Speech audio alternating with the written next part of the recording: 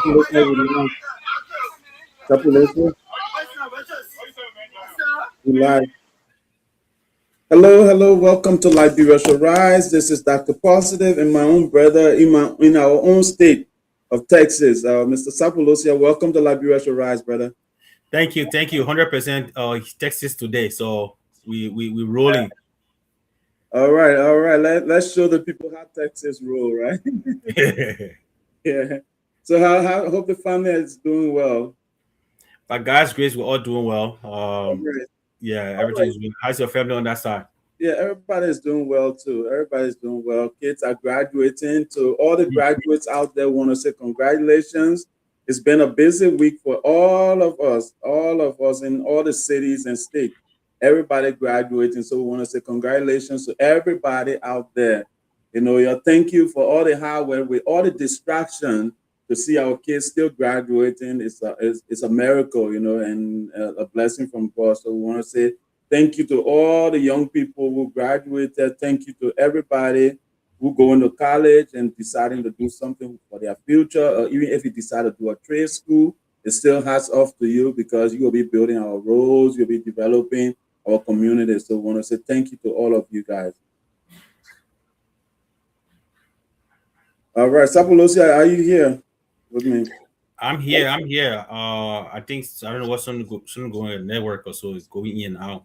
Okay. So let me do the quick introduction and maybe we can play a song and then share the show and then come back and get into this discussion. Are you ready? Yes, sir. All right. Always ready. We're seeing the military. All right, family. Again, welcome to Liberia Shall Rise. Today's topic is the disadvantages and advantages of concession agreement. Now, what I'm calling generation killer is concession agreement a generation killer? Does it kill the future generation? Does it put in things that will impact the future generation? These are the things we will be discussing this today on Liberia Shall Rise. We have so many concession agreements that have been signed in our country, but yet we are still underdeveloped. We are still struggling. Our children still don't have good schools to go to. So our question is concession a generation killer or is it beneficial to the country? So without going deeper into the topic, please join us, share the show, invite your neighbors, your brothers, sisters, your friends, tell them to get their cassava gravy, tawagi, whatever they have this day. Let's talk about the future of Liberia, our future generation. With so many kids graduating from high school, colleges, and things, let's talk about securing their future today by talking about our key economic pillar, concession agreement. So, Mr. Sapolosia, let's get a show started. Let's find a song to play for our audience and then basically come back and jump into there. I want to hear your take. I know you got something, the way it's acting fire right now. You got a lot to say. So I can't wait to hear your view on concession agreement. But let me play a song for us, then we can get started.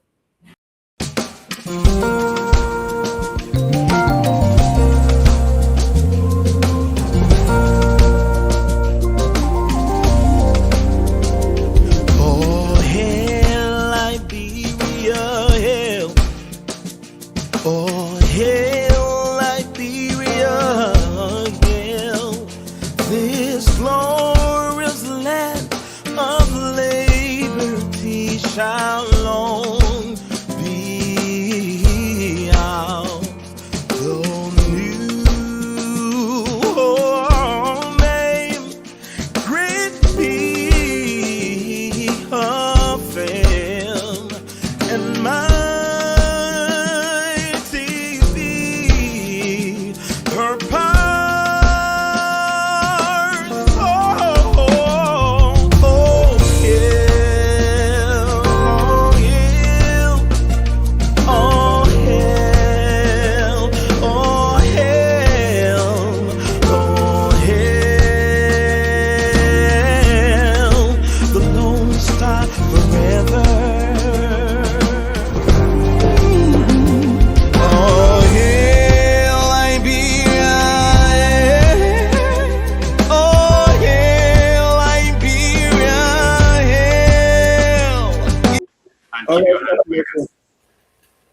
I'm back. Let's pause the song. It's a beautiful song as usual. Our brother Collins, we want to thank you for that great song. But concession agreement, Sapolosi, I know I've been talking. Let me hear your point of view when it comes to concession.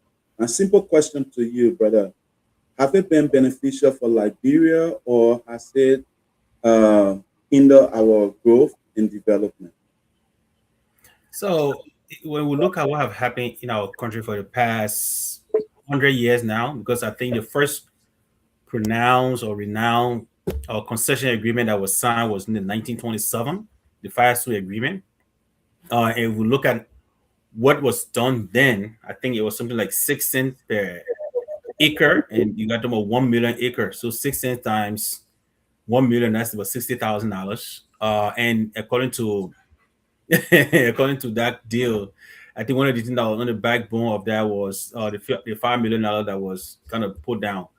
So if we just look at the overall view of what have happened over the years when it comes to concession agreement in Liberia, in my opinion, from all indication, in fact, it had not benefited the citizen of the country.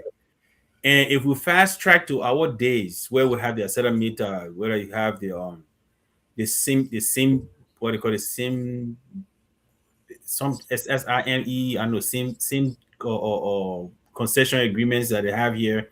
You have the B mounting and all the different concession agreement.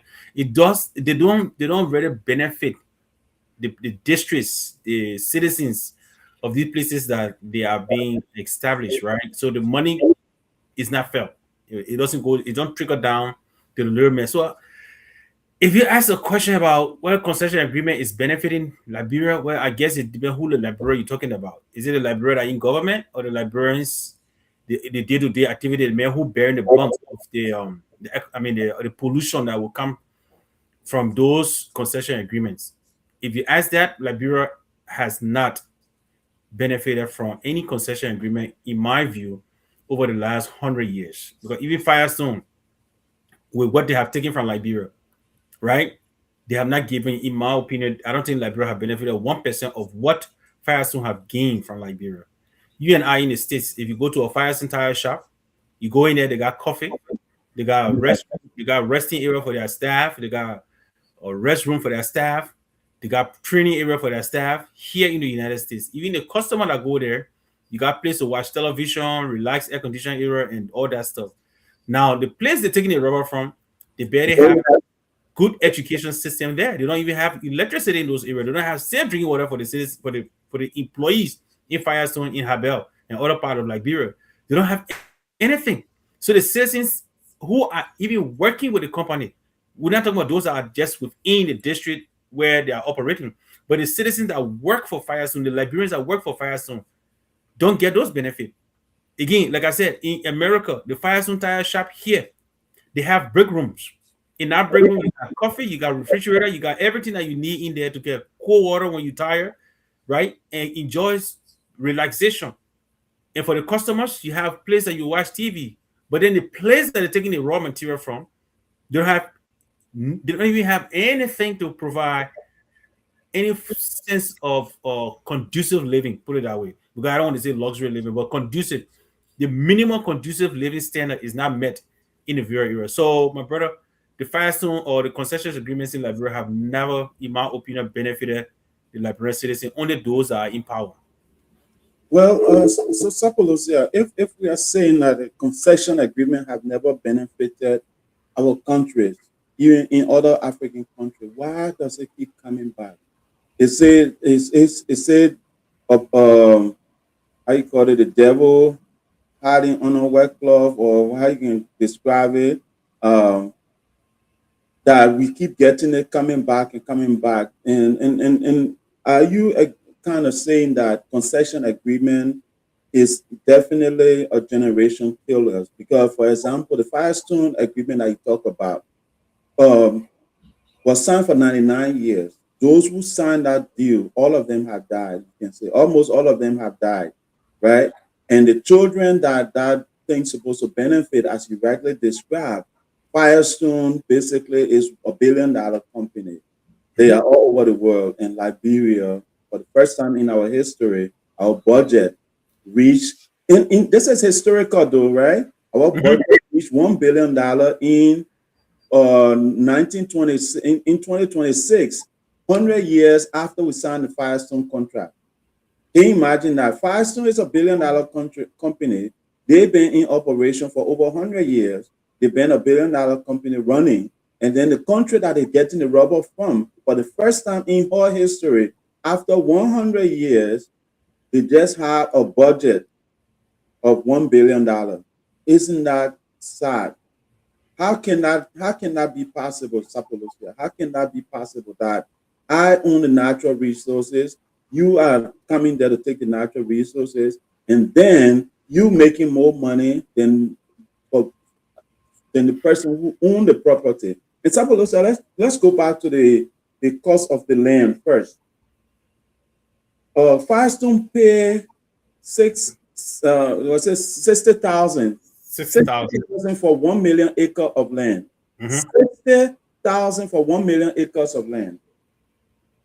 So that means whatever gold, whatever diamond, whatever other resources was on that 1 million acre of land, Mhm. right, is owned by Firestone. That's the first thing, right? And Liberians only knew that Firestone was extracting rubber or was taking rubber from Liberia. Do we know if Firestone was digging gold? Do we know if Firestone was digging diamond? Do we know if Firestone was getting other minerals that they discovered on that land? Did the Liberian government have a way to investigate or to even check on Firestone to say, hey, Firestone, you pay for the land to just extract rubber, right? Mhm.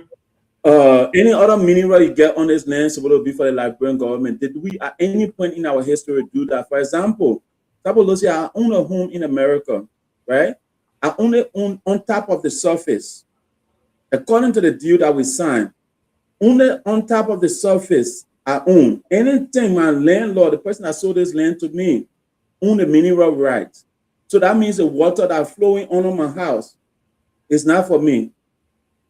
That's why you pay for it monthly. I mean, what option do we have when the people selling the land to you, they're selling the house to you, they take out the mineral right? You couldn't say, I won't buy the house because you own the mineral rights on it. There's no way, there was no clause that said, no, I don't want to give you the minimal right to my house. There was nothing there. It was like, do you agree that the mineral rights for this property is for the person that's selling this land to you? And it was either yes, there was no no.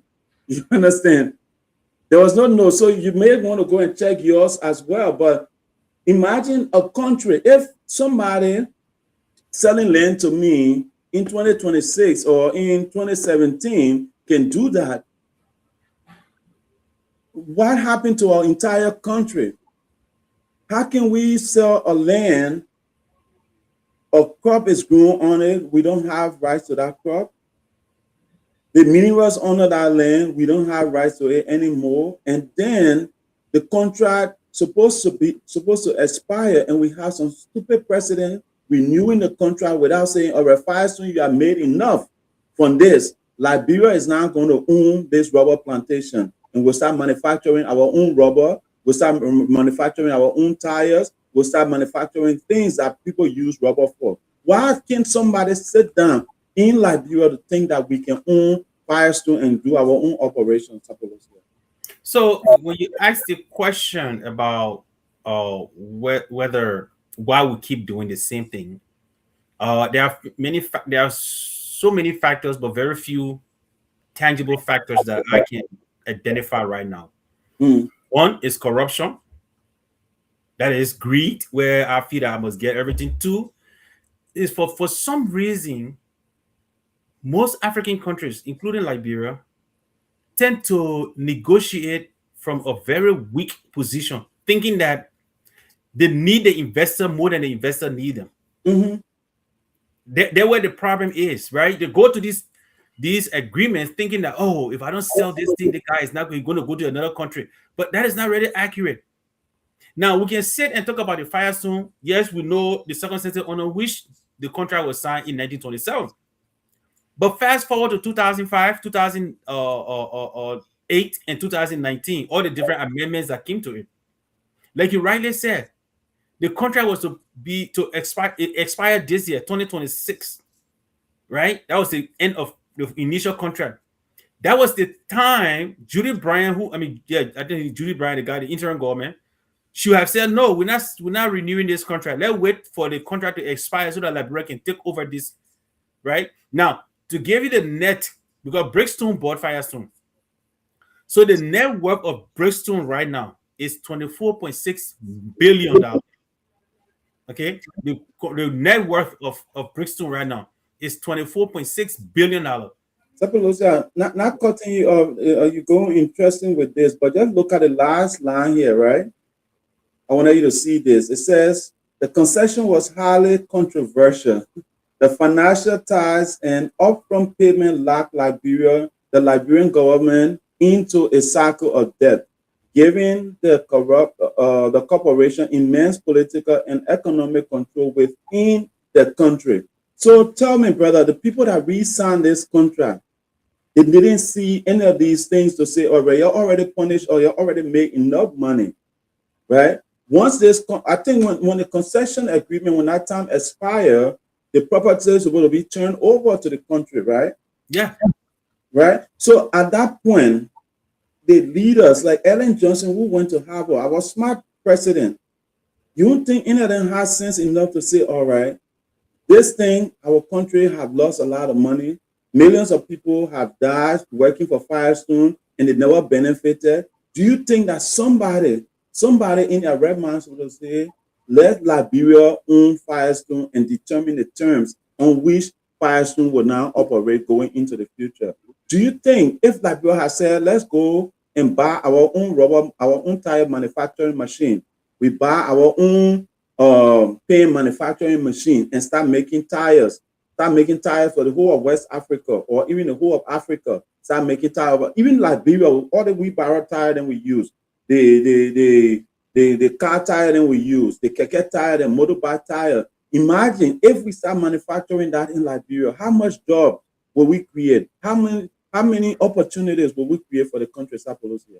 So, but again, I'll go back to my initial statement. The factors that are causing us to be stagnant as a country, to be underdeveloped, to be living in an abject poverty condition in Liberia. One, I said, was greed, because when people are greedy, they don't think straight. Okay. Another factor is these guys are wicked. Let me be frank. I mean, what are the people can say? Oh, you hate them. Now, why you saying it? No, it's not. The people don't love the country. The people that Ellen Johnson said they didn't love Liberia. They wouldn't begin president to pay debt to people who had nothing to do with whatever happened to her in the 80s. To be realistic with you. So people who don't love the country, they hate the country. So because they hate the country, when they're making decisions for the country, they don't think about what they're doing. Because there is no way you tell me you are, and that's why I always tell people, you cannot tell me you are educated when your education is not benefiting the people for which you say you serve. That's not education. It's not me saying I'm a laboratory scientist, right?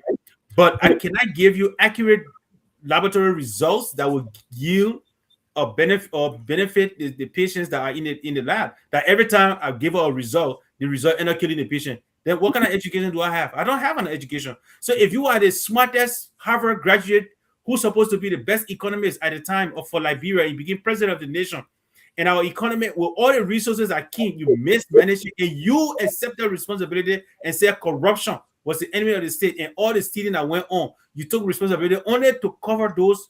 And the reason you did that is clear. Because according to the Liberia Constitution, which we need to amend also, is once the president is in office and doing certain things, they cannot be prosecuted for those actions. And that is why she took that responsibility and said all the corruption that happened, which she know most of her children were part of, that she take responsibility because she cannot be prosecuted for that. That's the reason she said it. So because people don't love Liberia at all, they were there to either pay debt because of what Samuel Doe did or past government did it, and we the innocent children of Liberia to feel the pain, even though they brought war and caused us to suffer and set us back hundreds of years.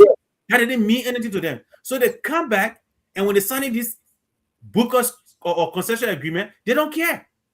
Because they feel that their children are in better places and they'll be dead and gone when their grandchildren are suffering. So they will not be around to see those things. So that is why they signed this agreement. Not because they don't know. They know the consequences. You cannot tell me that Ellen Johnson Sirleaf have not studied the Firestone history to know what happened. Because these are things that people demonstrated about the Progressive Alliance of Liberia, the PAL and Moja. These are things, some of the issues they demonstrated about in the 70s. Mm. And she was part of some of those groups. So she knew about them. So we can't sit here and say, oh, they didn't know. No, they knew. But because one, they don't love their country. Two, they got hate in their heart. Three, greedy, right? Greedy. And then when they go to this concession agreement, they want to start signing a concession agreement from a weak spot. Instead of Dave trying to create a value added or resources, they don't want to do that. So, Sabalos, I keep mentioning this point that Africans, or most African countries, especially Liberia, let's talk about where we are from. Especially Liberia, we sign concession agreements from a weak point, right? And doing my research, I also found some stuff on how a country can better sign a concession agreement. So let's take some example. What are some of the examples that you will have? I said, all right, when a country is signing a concession or doing concessions, how can it benefit the people? What would be some example that you give to our current government to say, hey, going forward, when we're signing concession agreements, these are the things that we should do in order for the future of Liberia to be bright. So, for example, I was thinking that no president should have the right to sign any concession agreement that lasts 5, 6 generations. No president should have that. The concession agreement should have a limit, maybe 2 terms, 2 presidential terms to be the mark, right? In that way, the next president can have the right to look at that agreement and say, hey, we need to go back to the drawing table. These are the mistakes that were made. It's not benefiting our people. We need to fix this. Then we fix it immediately, right? Then signing something for 100 years, that means you, the president, you're signing something for the future generation that says, even if I die, I don't care on the impact of this thing that I'm signing. For example, the Firestone contract, everybody that signed it are dead, but the country is still poor. The children are still struggling. Firestone don't have any fitting university over there. The people housing situation is still deplorable. We were in Firestone, you don't have toilet in your house. Like you're saying, when you go to a Firestone tire shop, you got coffee, you got a bathroom, you got everything, air conditioned. The people that work for Firestone, their houses are deplorable. You toilet outside where the fly actually eating your poo while you poo-pooing, right? And burning their children right on your poo, and then from there they bring it to your food and things like that. And these are, and then you leave from the toilet too. Your whole clothes is smelling with the fly and how you call it, manufacturing scent that happen between the chemical conversion. You are the scientist, you know the thing that go on when the fly convert the poo to baby and all the kind of stuff. Then, but when you leave from that toilet, you basically either have to go change your clothes or something, because once you leave from there, people know that you came from the toilet. So help me here, brother. How can we do something that will benefit our people? These concession agreement, how can we sign them for it to benefit our people? So let me highlight something here, and I can get a broad. And I think most of our lawmakers and people in Liberia already know this, but they ignore it. But let us look at what happens. And I always like to blame the lawmakers as opposed to the executive. I'm not saying executive are not to be blamed, because they get the contract, they take it to the lawmakers. But the reason I tend to blame the lawmakers, because they are the people representative. They are the one that are in that district number 1 in Bon County. And let me give you one of my frustration here, because this is something that I'm looking at. Let me use that as an example. For example, right now in my hometown, Baila, because I'm so angry about this situation that I want to really bring it out and let people start to hear about it. Please, bro. Go ahead. In my hometown, Baila, we have our traditional land. And this is what today Africa is not going anywhere, because we keep losing our identity, and we keep selling our identity to people, right? And we don't care. In my hometown, we for hundreds, for years, at least 100 years, we have had certain part of our land that was traditional land that our people reserved. They preserved those land and kept it sacred. Okay, along the river bank of St. John River, they kept it sacred. Now, In recent days, we're getting to understand that that land was sold to a Chinese company to build some quote unquote rubber factory by the river, destroying the heritage of that town, destroying the history of that town, destroying the tradition of that town. Okay, and they sell, according to what we're hearing, if it is true, over 100 acres of land for 18,000 United States dollars. But they don't think about the repercussion. So the farmland that the people had, some bunch of criminals, I will call them, they can do whatever they want to say about me, but bunch of criminals go and sell the land for little or nothing, of money that if they had asked them, oh, we could pay and just preserve that land for our people. They sell the land to a Chinese company in the pretense of opening rubber factory. Now, what is the agreement? Because this is where I'm coming. The first agreement, if this was something that was worthwhile doing or worth doing, the first thing you would do is, hey, you're going to build rubber factory here. Before you can clear the land, before you clear the whole land, let's build this part of this place. Let's build a training center. They built training center there so that our citizens can be trained on how to make this rubber. That's it. Two, this rubber that you bring in, this factory you're going to bring, is going to start polluting. Let us discuss solution to that pollution that is going to create, because that St. John River, I sitting here, I fishing there to go to school, to feed myself. My brothers then did the same thing. My father, in fact, that school, that particular St. John River, anybody from Bala will tell you. My father, George C. Sapolusius. That's the place. Anybody who is old enough will tell you that that's what he used to send him and two other siblings to school throughout. That river is going to be polluted from the chemicals that those guys will be putting in there.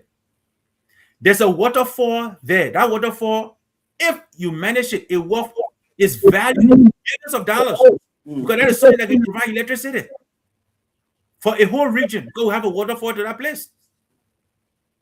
So the first thing we do, what I would do with the waterfall, are we building a hydro that will provide electricity for this town and the neighboring villages?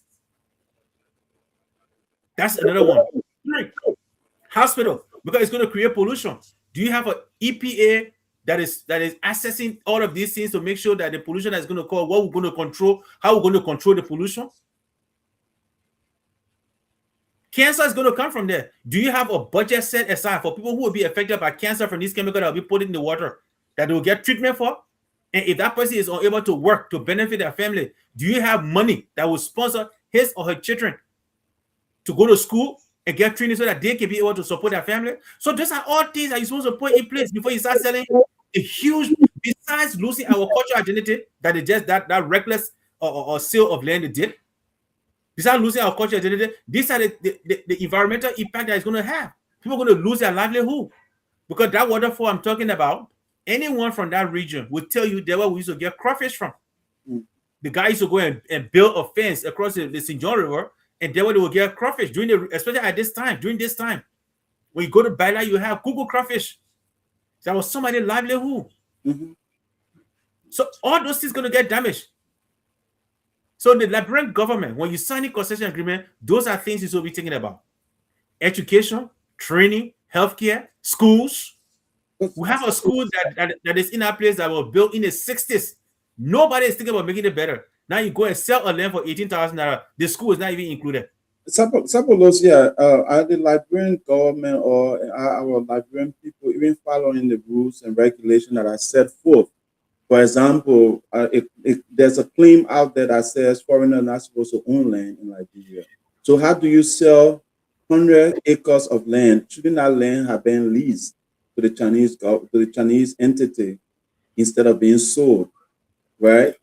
And the thing is, once somebody owns something, now the Chinese will decide how that waterfall will get used, because it's their property. You understand? It's no longer the community's property. So they can decide to sell that back to the Liberian government or sell it to the Liberian people since they are the owner of that property. So when we even go into the Ministry of Lands and Mines or wherever we do our land registration, when you see a Chinese name on there, doesn't somebody say, hey, this is not a Liberian name? Should this land shouldn't be sold to this person? Is our whole system messed up that we keep making the same mistake over and over from selling a 1 million acre to Firestone for $60,000? We're now selling 100 acres of land to a Chinese company for $18,000. Why do we keep making the same mistake? Every generation keep making the same mistake. What is happening to our people? What's going on, Sapolosia? Do we need some kind of help as a nation?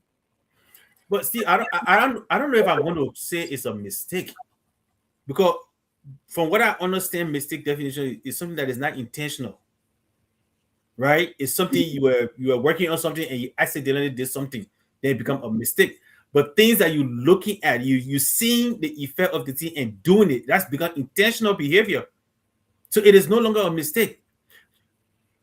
The reason these things are happening because of lack of accountability. Steve, I'm telling you, if when we started, let's look at post-war, let's forget about pre-war Liberia, because pre-war Liberia, there was some semblance of responsibility, right? With bomb mines and other places. But since post-war Liberia, corruption have been on the rise. At every level of society. At every level of society. And there is absolutely no accountability. And since there is no accountability, it will continue to happen. So that's it. I mean, nobody can come from outside. Accountability. Only the Liberians can stop it. I say it's only accountability or education, because accountability is, how can you account for something if the person don't know what they are being held accountable for, right? Okay. Yes. So if you say, let's put it this way: if you have your child, your young baby, right, and they try to put a hand on something and you slap it, then they watch you. The next time you slap it, you think they'll put a hand there. You didn't have to put that and say, put your hand up, put your hand there, because that form of education, accountability will set the premise. No, but in order to be accountable for something, even our government officials that are signing these concession agreement, once they sign it, they walk away, nobody hold them accountable, right? So our justice, our three form of government, the check and balance is not checking, right?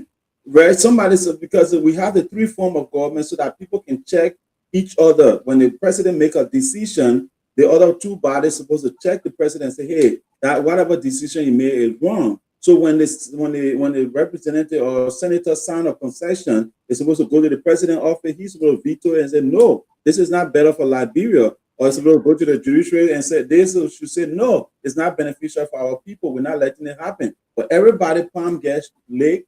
Everybody palm get greased.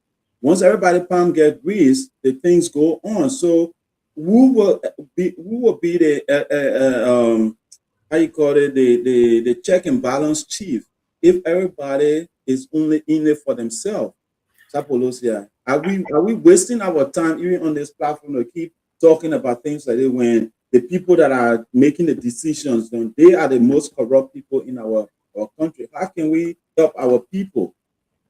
So I'm gonna go about it from a I guess a radical or unusual angle, because we have four by right, according to what we have seen in our political discourse over the years. We have four entities that's supposed to check one another, right? We got the executive, the legislature, which is the first branch, the executive and the judiciary, and then the fourth estate, which is the media. But everyone is not compromised because of situations, right? Because everybody want to lick their hand. But I think there's a group that got more to lose, that are not using the weight that they have. And it is you and I, we the diaspora Liberians. I think we're not using the weight that we have. We're not making it, we're not manifesting it in a way that we can be a pressure group. Look, don't forget history. In the 1970s and the 1980s, the ULAA was determining who became president in Liberia. Don't forget that. It was a diaspora entity. The ULAA, where Chancellor came from, is the simply Ellen Johnson came from. Don't forget that. Yeah, so they were diaspora Liberians, but they had influence in Liberia. So we shouldn't forget that. We shouldn't forget. You see, that's why even though people say Emmanuel is a science student, but for me, I look at historical facts because we who study science will base our stuff on data analysis. The ULA had that power. What makes us different? In fact, we should be more sophisticated to do that. Most of us. Why? Because most of us experienced the war and we came to the States.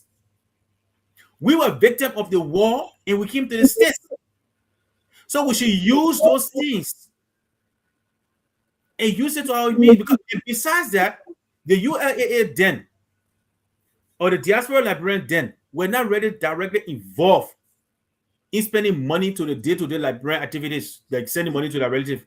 I was not receiving money in the 80s from somebody in America. No, I didn't care.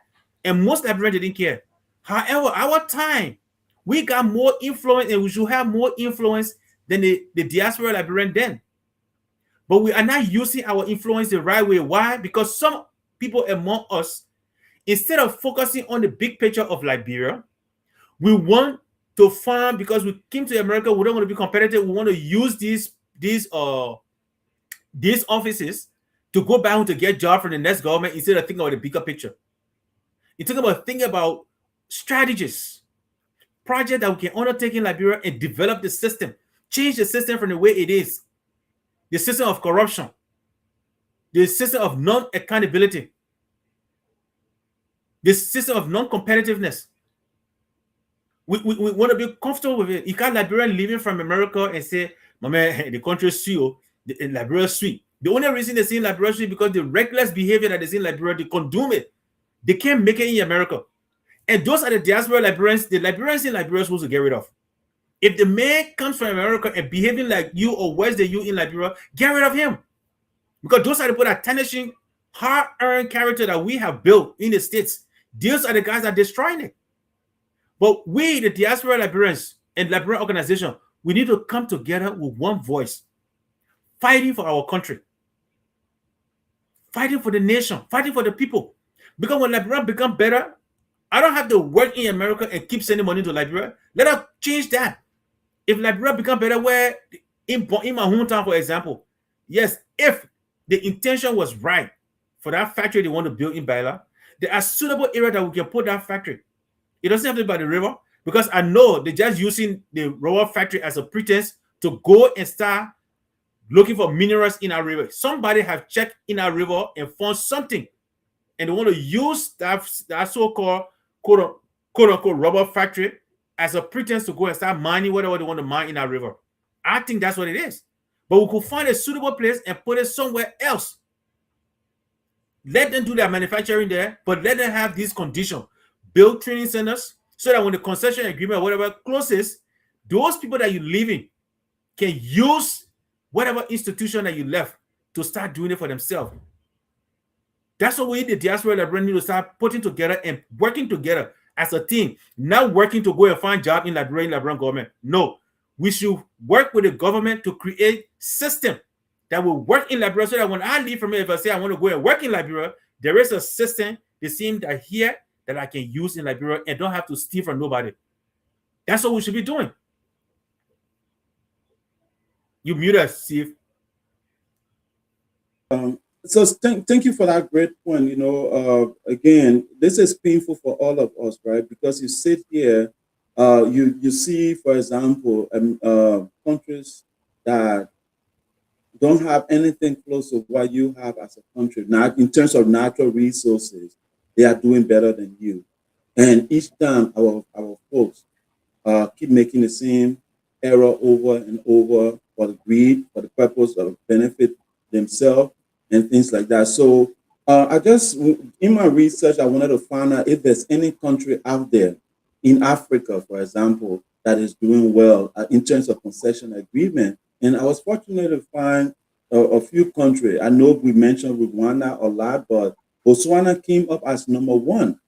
Botswana came up as number one. And I would like to share this with people before they say a lot, just so they can read too for themselves. Because Liberia keep making the same mistake over and over. From Firestone should be a lesson learned, right? That every other concession agreement that we sign should benefit our people. And folks, if you are watching, we are talking about the disadvantages and advantages of concession agreement. Is concession even a bad thing or is it a good thing, right? If it is good, then why aren't we benefiting from it? So that's what we are discussing here today. So if you want to participate, the number is on the line here. You can call in at 682-503-9906. And my own brother Sapolosia here, he just told you guys a story about his own village where he was born, where they buried his neighbor's friend. Is doing the whole land now that he used to run on to say he strapped them. It's been sold to some Chinese company for $18,000 for 100 acres of land. You and myself, Liberian here, we can buy that kind of land, but we can sell it to foreigners for that kind of purpose. So you tell me, how are we benefiting from all these things that are happening in our country, the concessions that are being signed, B Mountain, Stella Meta, all these things? How can we benefit? So to go forward to end the show, we want to talk about how we can sign concession agreement to benefit Liberia. So I'm going to share this. Let's talk about Botswana. Botswana, for example, they said is considered the gold standard when it comes to concession agreement. Every concession agreement that is signed in Botswana is either 50-50 or somewhere or the other, the government negotiates such that by the time that concession is over, the contract is over. Hold on, we're getting a call in, so I'll pause here. Let me take the call. Okay, Sapolos here. Go ahead.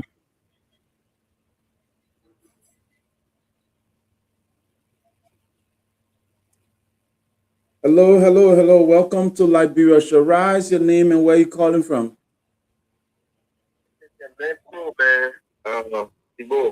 Yeah, what's up? Welcome, brother. Welcome. Hey, welcome, Brother Moses. Yeah, I got a message later on about I just went to another service other than my own church. So when I got back, but man, I prepared it last time. So look, before I even sorry for saying it live, but look,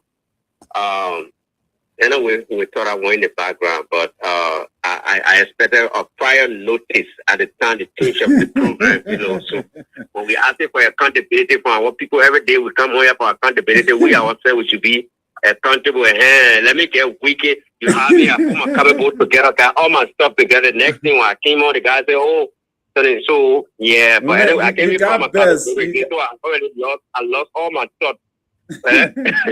Your thought left me a best station. I'm sorry, man. You got best. Yeah, no, but today, man, I was invited to another service. But anyway, look, this is a great topic, guys. But I have few points. So, I mean, we all know this whole concession thing comes about based on things that is mainly for things that the government cannot do, right? So concession is like if Tibo is the president of Liberia or Sapolose is the president of Liberia or he runs the government of Liberia and we do not have the resources with mining. We don't have the resources to do oil exploration, all those things. So what we do is we bring in a company. We bring in a company that has the tools because we don't have the tools. We don't have the technical know-how. We don't have the resources. We don't have it. So what we do, we bring in the company. So when we bring the company, we sign the agreement with them. Like, well, we have this money either in Riverside County or in Grangeda County, but we want you to do the mining, and we sign this agreement. So, as we sign this agreement, this is what you're supposed to do, and this is what this is our portion of the agreement, and this is your portion of the agreement. So expect you to live up to your part of it. We live up to our part. But my question I ask you guys is, and this is not limited to Liberia. I think we heard about in Nigeria, the Bakassu Peninsula, when EP were over there, and the people, man, if you watch the video, man, that's how they had those Bakassi boys. They took up arms and they started because they were angry because they were not benefiting. They were not benefiting anything from BP. People were just exploring the oil, and the people just lived in total destitution. Mm-hmm. Their fish were dying in the water for pollution and other things. So my question is, guys, why is it that, I was even tapping it down before I called. Why is it that the concessor, like the company coming in, why is it that they always benefit that? They benefit for some reason. They never live up to their part of the agreement. We see it from outside America. I mean, there's video out there. Whatever were in the agreement for them to do, they didn't do it. They're not building stuff. They're not, they're not building a better facility there for the people to benefit. And right now in Riverside County, bro, there's a part of Riverside, my cousin sent me that video, the mining upstream, and you can see the dirty water, and the other people downstream. It's one lake river, but it's a long river. And the people downstream, they don't even know what's going on, but their water keep getting dirty. But not knowing the people from upstream, they mining gold, they're messing up the whole place. So why is it like that? For some reason, this concession agreement, and I say I don't want to limit it to Liberia because I've seen it in a lot of places. Those people don't live up to their expectation. Why is it that they always benefit? The company come in, they benefit. Is it because of fear that the government don't want them to pull off when they force them to do it, or what is going on with this concession agreement? Why is it not balanced always? Yeah, so let me chime in, then Sapolosia will come up with a mean answer too, right? But I think it's people not knowing the value of what they have, right? And I'll give you a typical example. Halliburton, there was a company called Halliburton. They are out there, they're still mining gold in Liberia. Halliburton have a video out there, and this guy is publicly bragging that he came to Liberia. He got so much benefit from mining in Liberia, and he paid small money for what he got compared to what he paid for in Malay. He said he paid more money for less value in Malay, and then in Liberia, he paid less money for more value. They found a whole area, like a whole rack of gold. Their video show it, that this whole place was like gold. And this guy said he paid less than the value of gold on the market at that time. So first thing that is happening in Liberia is we go to the concession table as beggars. We don't see ourselves as the value add here. We come to the table and say, hey, I'm coming to beg you to come and to get my resources, right? That's the first problem we have. So the people going to the negotiating table have to know the value they are bringing to the table. That's the first problem. The next problem is understanding the market value of the product your people are coming to research, and then lack of expertise, right? If you don't have the expertise on the ground, maybe partner with a country like Botswana. Let Africa come up with a tag team for negotiating, that we all can drop in that bucket. Maybe even the whole West Africa can come up with a team of concession negotiator that say, all right, if people coming, since Liberia don't have expertise in gold or in mining, we're going to send our expert from Botswana that understand mining, that can help Liberia negotiate a better price, right? Even if we have to pay that person to come to Liberia to do it, that person come with Liberia, pay them, we negotiate a concession, Liberia benefit in the long run. But if we do not have the expertise, and tell me, Riverside Pro, your man Yeke, I'm not putting anybody on the table, your man Yeke, or even one of our other senators, then what do they know about natural resources that when they sit down on a discussion table that they are discussing to benefit Liberia? Sapolosi, I'll let you chime in. So I would take it from, because Riverside Pro talk about Africa as a continent. For me, I like to look at things from the historical facts. We should not forget, and people tend to just look at the Berlin Conference as something that was just out of the sky. It was a plan. The divided you are into small economies, the difficult it is to fight the bigger economy. Look at the United States. You got 50 states. Texas is larger than many African countries, but it is still part of the United States. The resources that the United States has, that is what carried their budget up to trillions of dollars.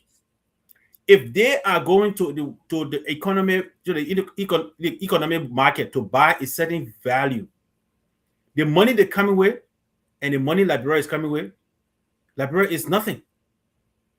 So the Berlin Conference was intentionally done to create many little African countries. And that is why when Kwame Nkrumah came up in the 60s, after coming to the United States and got education and sometime in Europe, he felt like, look, we needed to rethink Instead of us having these little countries fighting for their independence, let us fight for a united Africa. If we had the 54 countries that we have now as one country, we have our own strong military, we have our own resources, because that's how we become paralyzed. We keep talking, I keep hearing us talk about, oh, we don't have to train manpower. When do we get trained? How did the European get trained? When in fact they use our labor. You, Stephen, you sit in America. It is your education that you're using to pay tax to the American government in Texas. It is my skills. It's the skills of River says that is using. Where did they come from? You went to school and learned. We learn these things in our country. So it's not that we don't have the ability to do it. But when you break people up, right now we're still talking about African country accepting another African. Now in 2026, we're talking about African countries saying, "Oh, I can allow this country to come to my country without visa." In fact, we got South Africa telling Africans to leave their country. So as long as we're still sitting there and thinking the man who suppressed us, the man who oppressed us, the man who colonized us, the man who enslaved us is our rescuer, we'll continue to be where we are. What we need to do is follow other countries' example. Burkina Faso may be the worst example to people who don't understand what it means to be an African, but to me, Burkina Faso is one of the best examples we can follow now, but they have proven what Makafoko did in Tanzania when he nationalized their resources, and we saw what Tanzania was doing. We have seen what is happening in Namibia. They are doing it and not regretting it. You do me, I do you. So until we can start shutting down some of these embassies that we're calling, we let it call them our long-term international partner. No, they are your long-term international masters. You're not your partner. Partnership is you guys negotiate and talk at an equal level. But if I'm telling you this is what you should do, and this way, you're not a partner. I'm your master. So until we can stop that, my brother, we'll continue to be where we are. That's how I want to handle that. Yeah, will you agree with me that because we lack the expertise. So when we come into this negotiating table, we don't have the know-how. Yeah. I wouldn't agree with that. I would not agree with that, because in that setting, let me come in. Sapolosia, asking you on the one. No, but I don't agree with that, because we're not coming when we're coming to the board first. And I said it earlier. I told you. Hold on, the man talking, man. Go ahead. Okay. No, Riverside Pro, go ahead. Sapolosia, I won't call your time. Go ahead.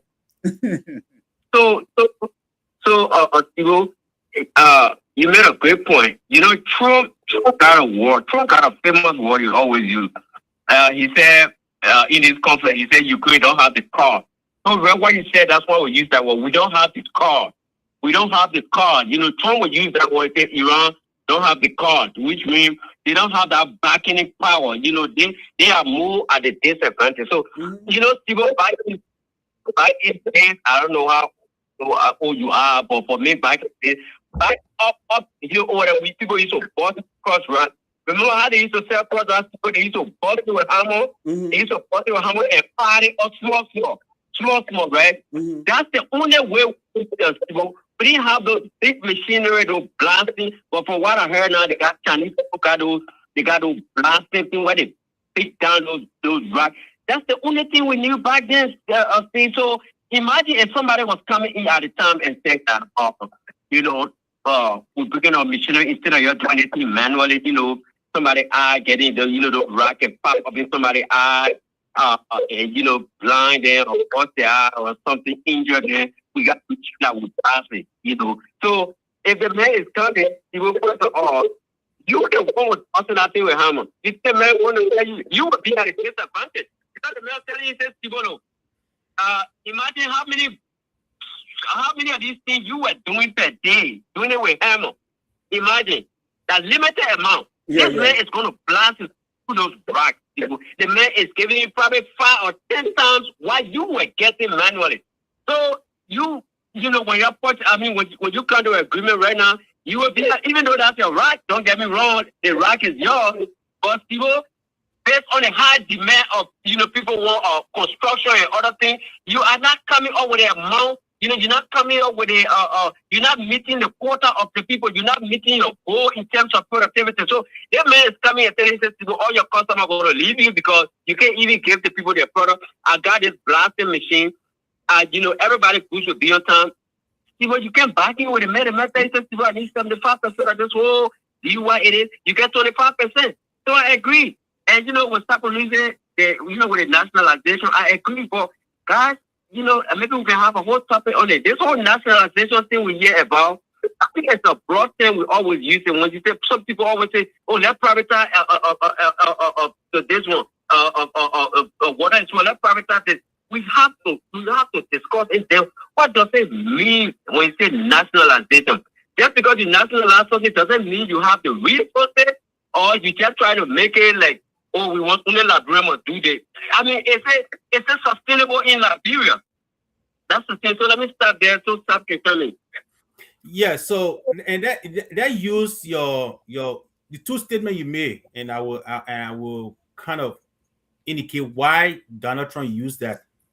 And just because he says it doesn't mean it's true, because it has been proven that even Russia, as they used to say, Ukraine don't have the car, Ukraine don't have the car. How many years have been saying Russia tried? They have not done anything yet. In fact, right now Russia is being on. So those are how do you call it? Media propaganda that somebody will use, but that's wartime propaganda that you use to show that you got leverage. Yeah, Ukraine. They say, or Iran. They say we're going to take a few days. Within 4 months. So just because somebody throw wartime propaganda doesn't mean it's happening. And it's the same thing they keep telling the Africans. They say you don't know, you cannot lead yourself. You cannot lead yourself. And again, I will remind Africans, when our war was fighting, they told us Africans could not manage crisis. It was ECOMO that solved Liberia's problem. It was ECOMO who did everything. And when they saw that ECOMO was at the verge of doing something that the United Nations have never done in our history, that's when they changed the name. Yeah. That's when they changed the name to UNMIL. So just because they give all this propaganda and we want to sit and believe it, it hurts me a lot sometimes when I hear these things. Now let's come back to the crush rag. Let's take the crush rag as an example. If we look at the crush rags in Liberia, how much are you paying for the machine the guy is bringing from China or wherever? You can go and I see China market. The government, if they are intentional to help the Liberian people, they can go take the money you're using to get to a lawmaker to buy him car every 3 years. Take that money, go to China, buy the machine. The Chinese company that you buy it from will train your people. We're in the 21st century. That's what's happening. They will train your people, and your people will be able to use that machine. So we shouldn't keep saying we don't have the brain power, we don't have the. We have it, but we are not intentional when we're talking about doing these things. And the same money. Mm-hmm. The same money. We don't have the machine. Yes, it's true. But if we can take somebody who wasted money we're using to spend $10 million to go buy to go build houses for one person, we can use that money, get the machine, bring it to Liberia, train Liberians, and you empower a group of people. Yeah, and just have the resources, but we don't want to use it because of greed, selfishness, and I don't even know what to say. And Sabalosi, a good point, and I totally agree with you on that one. And I would just add in support of what you say. And the Chinese guy, right, where they even sit in their office is they don't build anything to benefit the country. That's the first thing. You understand? This guy is sitting in where I was buying my rack from. This guy is sitting in a container. In a container, like a container that when you bring goods in. They just build it and they cut it open. They cut it open and then put glass in, something almost like a glass, dirty, not even beneficial to the Liberian people. So they don't care about the place they are selling. That's the first thing. Then this guy is so disrespectful. So Sapolosia, very disrespectful. And you know what they do? They said they don't receive mobile money. Reason being, they don't want. If the government of Liberia or anybody want to track how much they get a day, they don't want no electronic record. So you go there, you have to pay cash. You have to pay cash. That guy refused to take mobile money from me when I was there. And I believe the sole reason is they do not want to get tracked. Mm-hmm. Because if I give this guy, let's say 1,000 people come there and buy rack at $65, right? That's a lot of $650,000 right there, right? You don't want to report that to the government. In a day, you're making 600. In a month, you're making $650,000. You don't want to report it to the government or say you're getting taxed. Because I bought about 4 loads of rack, right, at $65, right. So basically, this guy is making money, but he doesn't want to report it because if I'm getting cash and I don't have a cash register to say everybody that come in and pay to cash register, I don't have to show any proof that I'm making money. That's the first thing. Then the next thing, in reference to what you said about the machine, the same machine, the rack machine, I see them on Facebook all the time. The government of Liberia can afford 10 or 20 of that machine any day. Any day, the government of Liberia can afford 10 or 20. But who have the will or who have the mindset to say Liberia or Liberia will produce our own rack? We will train our people. We'll have somebody leading this, and it could be something that the public labor ministry or somebody run, and that could be part of a way they're creating jobs for Liberian people. But imagine the sin that on our ground, our president claimed that how can we allow foreigners to be selling sin to us, but yet we sit there and we're not doing anything about it. Somebody come in. No, go ahead, Russell. Go ahead. So guys, I don't want to great point. Okay, so I'm make this example. I'm not trying to minimize this because we're talking about on a national level, but let me just bring it from a little personal level, and then I can see the video and then go. So for example, people is catching a city bus because people feel like they getting a car, maybe where he works is long distance, maybe mileage wide, and maintenance and gas and other things. So I know a lot of people who catch the city bus in this one. I mean, you catch. They don't have time for all that maintenance and other things. So that's what I got to equipment. Just think about this, guys. You know how many MTA buses? Remember back in the day when we say MTA. Go right now in Liberia. You got MTA buses broke down years ago. I'm talking about decades ago. We used to have those MTA buses. That one with the rubber in the middle, almost like the British thing. Yeah. A lot broke down because we did not have the maintenance, we did not have the expertise. Those parts was expensive. You had to order those parts. You did not have the people to do a lot of those buses today. Maybe they made a lot of them with Copa. Even those Caterpillar normal days. I remember when I went with Russell, they still have one Caterpillar parking. There's a part of Russell where they used to go do illegal logging. The rebel wide. Those Caterpillars still parking it because number one, they have a way to remove it without it. So when we're talking about this thing, we have to look at it from different point of view. It's like a lot of these factories that somehow we came to America, we started working in. Say, for example, you had a factory that was making maybe plastic bottle here. It's not why you think the plastic bottle people can say, well, we're going to have our own machine to make our own bottle and that thing. But then they got a whole different company that is making the bottle for them and sending it to them because they're looking at the cost, they're looking at the maintenance, they're looking at a whole lot of things. So I agree with you guys, though, but then we have to look at a lot. I think that's where, look, to repair some things, especially in this America, I noticed something here. I took my trousers somewhere, it has like a little thing on it. I said, let me go patch it. My leg trousers I bought cheap from Walmart. The money charged me. The tailor charged me. It was not even the money that I bought up there. I'm like, oh, wow. So, one thing I noticed here in America to repair things here is more expensive than buying a new one. So, Russell, that's why it's all. Russell Pro, talking about the trousers, I know we almost out of time, but let me just chime in, right? When we're talking about these things, we're not just looking at a small picture, right? When you're setting up as a country, right? If you're setting up something, you have to look at the big picture. Who's going to do the maintenance? That's why we're sending people to the factory. When we're buying when you go to any country, any company, even when I was doing some research to start some business in Liberia, the company itself walk you through training to know the equipment. And then they have a maintenance plan that you pay for, but over time, your people who have gotten the skills that you don't have to pay them to send their experts. But part of your initial purchase, you have a maintenance plan that includes training of your staff to fix the machine. And then you for parts and services, you have a country near your country that supplies the parts. You understand? So when we as a country buy equipment, we're not just going. That's why you see so many caterpillars and all around Morovia that are not working anymore, because we don't think about the big picture. We have to set up our own mechanic shop, train people. That's why we have trade schools in Liberia, training children to learn how to do mechanic, to fix big cars and all those kind of stuff. So when we deciding to go into these businesses, we're not just buying the equipment, we're sending people to be the maintainers. Like they will go to the factory, learn how to fix that product, and that person will come and they will train 10 other individuals to say, those people will be on my team. I will be the supervisor. I have these people ready to fix this thing anytime. So we have to look at the big picture. Riverside Pro, how do we create jobs? How do we create opportunities if we keep repeating the same mistake over and over? I'll stop there. Sapolosia, go ahead. No, but Steve, you're right, right? So and that's what I said initially. We are in the 21st century.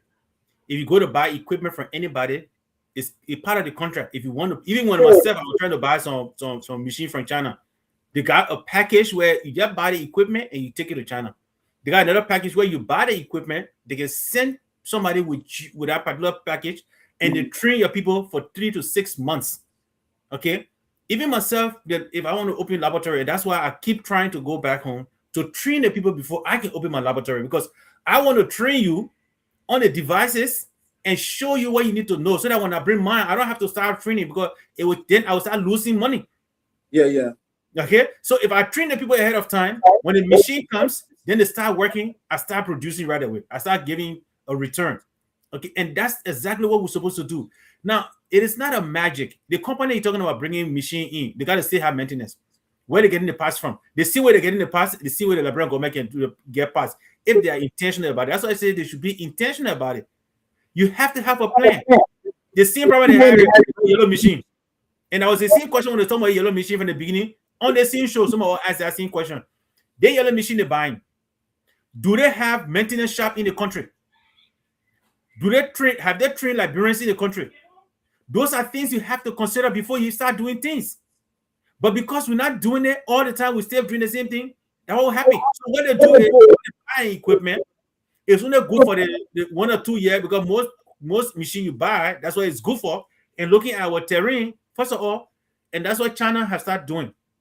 What China have started doing is they look at your terrain before you buy your stuff. To buy according to, they fix the material according to your terrain, so that it can last. If that is 5 or 10 years, it can last for that time. We needs to get out of the habit of just buying things without maintenance plan, without or supplying that system. It's everywhere, even the healthcare.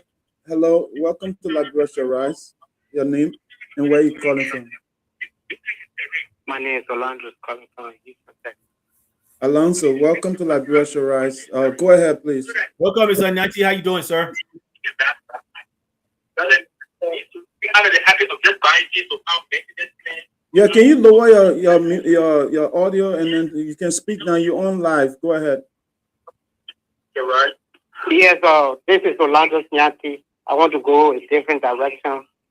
If I can obtain approval. Go ahead. Please. Yes. Thank you, Emmanuel. That's positive. I just want to pay. I just want to pay courtesy to some. Yes, I just want to pay courtesy to somebody. Yes, Emmanuel, if you can give me an approval. Go ahead. You gotta lower the background. There's stuff in the background. I'm going a different direction. Today I want to pay tribute to Emmanuel Papolosio. We're listening. Yeah, we don't have to respond to you every time. Just talk. We'll listen. Okay, no problem. So I just want to pay tribute to Emmanuel Papolosio. This is a man who is in this community that people don't respect or people don't understand who this man is. But Emmanuel, today I just want to recognize your importance in the Liberian community. Yeah. I want to recognize Emmanuel's importance in the Liberian community. Emmanuel is a role model for the Liberian community. Emmanuel is a role model because this man has been married for years. Emmanuel is a man who has served the American government. Emmanuel is the person who is now serving on the Liberian board as the chairman. Emmanuel, today I just want to recognize you. I want to pay this special tribute to you publicly on behalf of my family, on behalf of the Liberian community, for what you have been doing. You are a successful Liberian. You are a role model. You are somebody who is considered a mentor to the community. You are someone serving a capacity as an advocate. You are serving as an educator to the Liberian community. And people don't know this, how successful you are to the world and to Liberian community. And I just want to thank you for what you have been doing for the community and the world at large. I want you to continue with this because you are serving and educating people. Thank you for the many years of marriage. Thank you for your education. Thank you for your success. Thank you for serving American government as a military personnel. Thank you for being a chairman of the Liberian community. Oh, thank you. That is a great blessing for you, and you are serving us as a role model. You and your family and your entire family. I want to thank you for that. You are in a role for some of us. We are seeing what you are doing, and we are following your footsteps. Our children are following your footsteps, and people in this world and the Liberian community are watching you and following your footsteps. So on this day, my very first time to talk on social media, it is this day to recognize you, Emmanuel, and continue to do what you are doing. And as we appreciate you as the community and as the family. Thank you. I appreciate that, Emmanuel. Continue doing what is right. And people will know tomorrow your legacy and your education to the Liberian community. I appreciate you, Emmanuel. Thank you so much. It's an honor, it's a privilege to serve, and I didn't know it was being recognized. But again, thank you for that. I mean, you got me sweating. You got me sweating because I don't even know how to respond. But I really appreciate that, and I thank God that He put me here to do what I'm doing, and I love doing what I'm doing. That is to serve my people, and I will continue to do. And I thank you again for acknowledging that, Mr. Nyanti, and I respect you as well. Thank you so much for calling, Mr. Yanti. We appreciate you calling for the first time on Liberia Shall Rise. So thank our own brother for his service. So, Mr. Sapolosia, I don't know what to say, just to tell you thank you and keep up the good work, because, to even do this thing, to talk about Liberia is a work on its own. So thank you for what you are doing on behalf of Houston and the Liberian community too. So, Mr. Yanti, thank you. Do you have anything else you want to add before we let you go? Mr. Sapolosia, I don't know what to say, just to tell you thank you and keep up the good work, because to even do this thing to talk about Liberia is a work on its own. Oh, I think okay. I'm gonna end. Okay. All right, Mr. Sapolosia, let's end the show. Again, thank you so much. I see Jerry just joined us. Jerry Dolo, thank you for watching. River says Pro, we had you on the call. Thoughts, DJ2 in Liberia, thank you so much. DJ2 said the people platform, indeed, we are striving for the people of Liberia. So thank you so much for joining us, DJ2 from Freedom FM. River says Pro, our own Liberian brother from another mother. And then we have Jerry also. And all of you who watching, by having commented or said anything, please share the show for us and invite your friends to Liberia Shall Rise. Eventually, if we all do the best for Liberia, the things that we are discussing here, if our government put actions in place to take a little bit even 10% of the actions that we are suggesting here, Liberia will indeed rise. Mr. Sapolosia, after Mr. Yenti has given you such a wonderful praise, I just want to say thank you. And I would like for you to end the show with that passion you have for our Liberian community. Please, your final words for us to end the show. Thank you. Yes, thank you so much, my brother, and thank you to our audience. Look, we do this because we love our country. That's why we share and we share our experiences or our passion with you because that country is our country. We love it, but I believe that concession agreements in Liberia have not benefited our people, and I'm now getting to feel what most people have felt in the past. I know we'll talk about it from a distance, but now it's not at my doorstep, and I'm going to fight what I can fight in my will and power to see what we can do to benefit our people, even if it goes forward with this project. But again, I think we can solve Liberia's problem. It is going to take Liberians to solve Liberia's problem. It's not going to take anybody. You cannot expect the man who wants you to be down to bring you up. It's not going to happen. Why? Because that person is benefiting from your suffering. So let us now redirect our channel, our responsibility to our people. When we sign a concession agreement, we should not go from the weaker point, thinking that, oh, we don't have the resources, oh, we don't have the manpower, oh, we don't have this. We keep complaining of what we don't have. We're not looking at what we have. We need to start working with what we have and stop complaining about what we don't have. If you start to manage what you have, it's going to be a better thing to develop your country. If I sit in my house every day and say, oh, I don't have this, I don't have salt, it's not going to bring anything to the table. But let me start making use of what I have. And then I can break better decision for tomorrow. And that's what we need to do. We already have the soil rock, the rocks there. We already have young Nigerians in the country that don't have skills to break rock. Once you get the machine, you show the guy what to do, they will learn. And let me make one point here. In Liberia, I went there 2024. I was there. My tire burst. Normally, it would take machine and all this stuff for them to patch that tire. And so it would take 30 to 45 minutes. I had a kid around 13, 14 years old.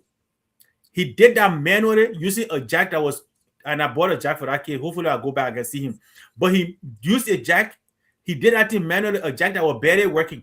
In 15 minutes, after he patched that thing, he did some kind of manual of some kind of thread or whatever.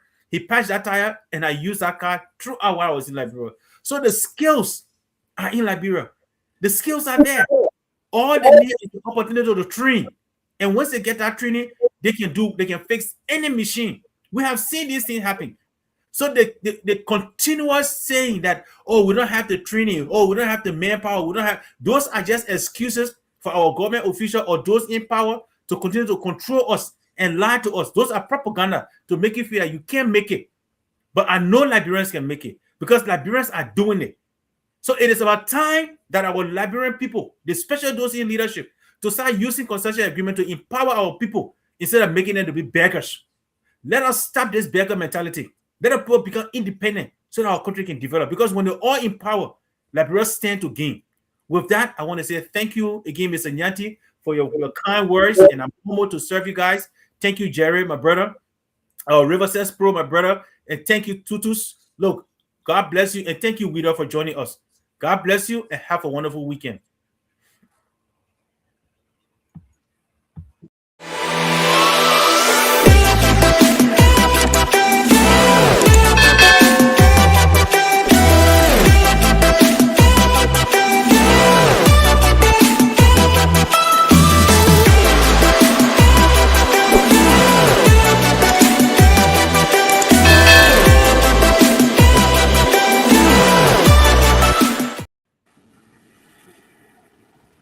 All right.